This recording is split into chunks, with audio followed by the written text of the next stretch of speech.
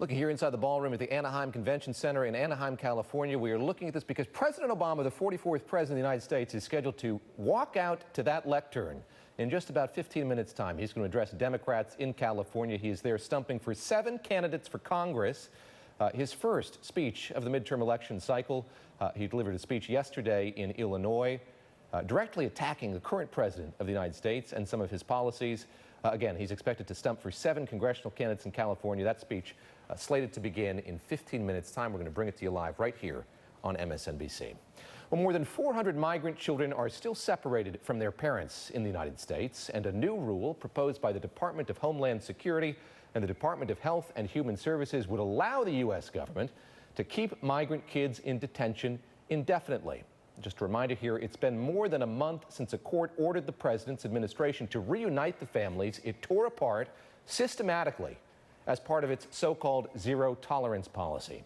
Well, of those 416 children still separated, 304 of them have already been deported, and 14 of them are under the age of 15. Meanwhile, the Trump White House continues to undermine the intelligence community on immigration. 3 former senior officials tell NBC the government dismissed a report that shows refugees do not pose a significant threat to the United States. Khizr Kahn joins me now. He's, of course, a Gold Star father. I've spoken to him a few times before. It's wonderful to have you back on the program. Let me have you react to that first news first, that there are 416 children still separated from their parents, and all the while, this government is proposing a program that would keep them, allow them to keep families in detention indefinitely. David, it breaks my heart. This change of rule is an affront to America's compassion and decency. When I look at the images, and the entire America looks at the images, these small children that came to United States seeking refuge have been placed in cages, separated from their mothers. It is an affront to America's decency, and it must not withstand. America will not accept that. Each and every human being, especially our children, must be treated with dignity and compassion. On the issue of refugees, we have seen a diminution of the number of refugees that have been allowed in this country. New reporting indicating that that is also a policy of this administration. Back during the travel ban case, when it was being argued before the U.S. Supreme Court, you wrote to the court, submitted a brief of your own criticizing that program, that travel ban program. What's your reaction to this new reporting, Khizr Kahn, that we're seeing an administration that is averse to allowing refugees to enter this country? Well, there is a larger issue involved here. We have an incompetent, loudmouth bully in the office of the president to whom we stood, and we still believe, we still have our faith in our Constitution, in the goodness of America, in our rule of law, which shall prevail regardless of this administration's assault, be it immigrant or other vulnerable communities. The rule of law will prevail and shall prevail. Their race to crowd the Supreme Court, their selecting and then pushing the nomination without transparency indicates that they see that this will not last too long. Administrations come and go, presidents come and go, majorities come and go, but the legacy remains. And the Republican legacy had been that they have an assault, they have committed, and they continue to launch assault on immigrants and vulnerable communities against the advice of the leaders of our national security that these communities are no threat to America's security. We are saddened. We are saddened to see their lack of appreciation of the contribution that these immigrant communities make to the well-being of United States.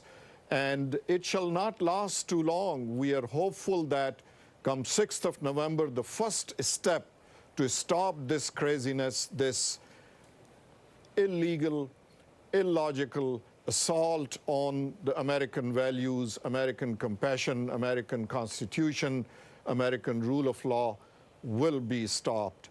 And thereafter, it is obligatory on each and every American to elect and select better leaders We have seen that we selected and then we elected a bully and incompetent to the presidency, and we are reaping the consequences of that.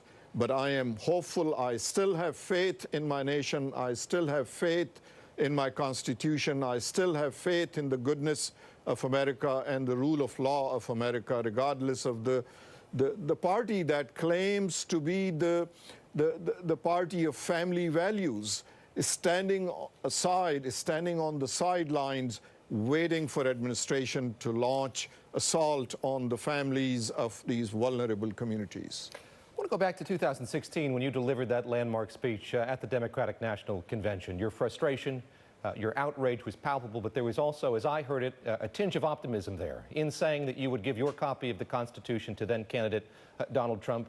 There was, again, optimism, I think, that he might read it and learn from it. Here we are in 2018, and I wonder how much of that optimism, however small it was, remains for you.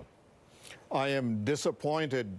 We were hoping that once he gets to the office of presidency, he will dignify himself, he will dignify the office, but he has done quite opposite. He has indignified the highest office of this land, highest office of this nation. We are disappointed, but our belief is reaffirmed that our constitutional values, our rule of law, our institutions will survive. Damaged? Yes. By the hands of this president? Yes. By the hands of Republican majority? Yes. But then it is up to us, ordinary citizens, to make sure that we make our institutions whole, that we uphold our Constitution. Rest of the world, the implication of this president's actions throughout the world is so disheartening. We have been made butt of jokes throughout the world by the actions of this president and his administration. But our turn shall come so that we can re-strengthen our rule of law, re-strengthen our institutions, and re-strengthen our democracy.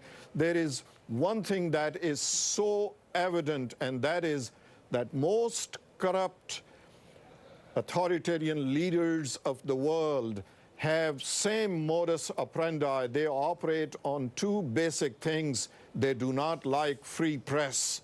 They do not like rule of law. They want to appoint their own judges. The media, the free press is their number one enemy. I want you or your audience to draw the conclusion. Look at the behavior of this president against the free press, the fourth pillar of our democracy. Look at his behavior and the Republicans have joined him in crowding the courts, electing and nominating and then confirming undeserving candidates to the Supreme Court. This candidate, this judge that is being considered for the highest office, we do not know anything about him. Only 10% is revealed. There is no transparency. The more we know about this judge, Judge Kavanaugh, the more we discover that this had been a political activist that had been nominated to crowd the Supreme Court. This tarnishes. I humbly suggest to the Republican majority their behavior of rushing this candidate to Supreme Court tarnishes the impartiality, the dignity, the highest regard we have for the Supreme Court in the hearts and minds of United States of America and the rest of the world. Lastly, I want to ask you about Senator John McCain, who passed away just a short while ago. After you and your wife appeared at the Democratic National Convention, you were blasphemed by the now President of the United States. He came to your defense. He issued a statement. I'm going to read from it here. While our party has bestowed upon him the nomination, it is not accompanied by unfettered license to defame those who were the best among us. Again, in just the minute that we have left with you, I wonder if you'd like to remember Senator John McCain, reflect on what he said about you and your wife in that appearance there at the DNC. He was the most decent human being, friend that we will not ever have, but he was kind enough after that hoopla of 2016. He called and he spoke with us, condemning the treatment that we received by the hands of Donald Trump and encouraging us to remain standing. He said that to us, by encouraging, look at the decency of that human being. We mourn his loss, but in his spirit, he remains with us. He remains with the America and the goodness of America. Khizr Kahn, thank you very much. It's always a pleasure to speak with you. Thank you very much for the time. Thank you. Let's still